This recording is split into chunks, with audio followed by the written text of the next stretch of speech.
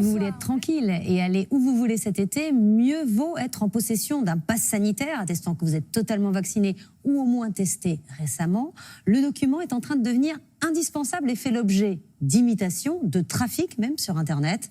L'enquête de l'Œil du 20h est signée Sophie Broyet, Ambroise Boulais et François Desroux.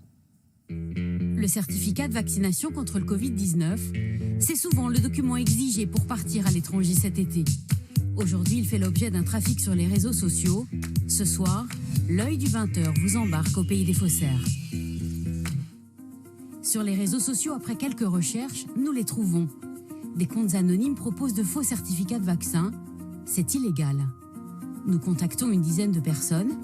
Quelques clics plus tard, nous recevons cette proposition. Je fais une attestation à 150 €, je peux vous faire le deuxième à moins 50%. Nous demandons aux vendeurs de nous contacter par téléphone. Et vous avez besoin de quoi précisément? Alors j'ai besoin du nom, prénom, date de naissance, adresse, et bah c'est tout. Donc le virement, on a dit que c'était par PayPal. Par PayPal c'est anonyme, c'est beaucoup plus sécurisé que par la banque. Le faussaire accepte de nous envoyer une photo du certificat de vaccination avant d'être payé. Nous ne donnerons évidemment pas suite. Date des injections cachée du groupe hospitalier de Strasbourg. Le document est convaincant. Nous sommes allés le présenter au directeur de cet hôpital. Tout de suite, certaines erreurs attirent son attention.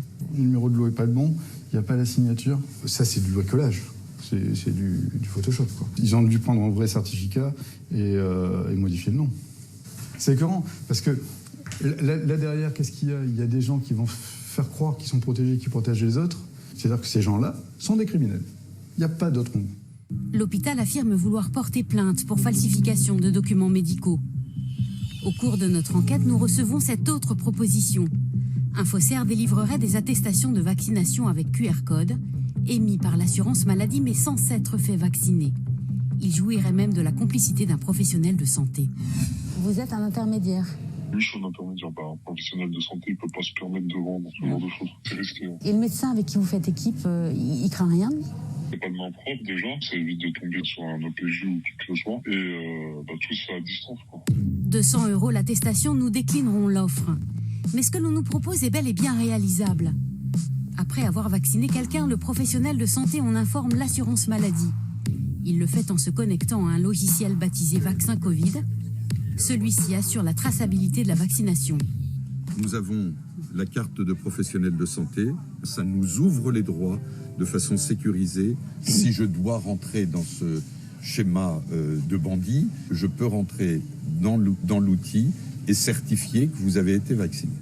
Et vous avez déjà été approché pour une fausse vaccination? J'ai été approché à plusieurs reprises par des personnes qui m'ont demandé si je pouvais vacciner l'évier, c'est-à-dire balancer la dose de seringue dans l'évier et leur faire un certificat de vaccination. Oser demander ça à un professionnel de santé, c'est quelque chose que l'on doit condamner fortement. Contacté, le ministère de la Santé rappelle que ces fraudes exposent le professionnel soignant à des sanctions pénales ainsi qu'à une radiation.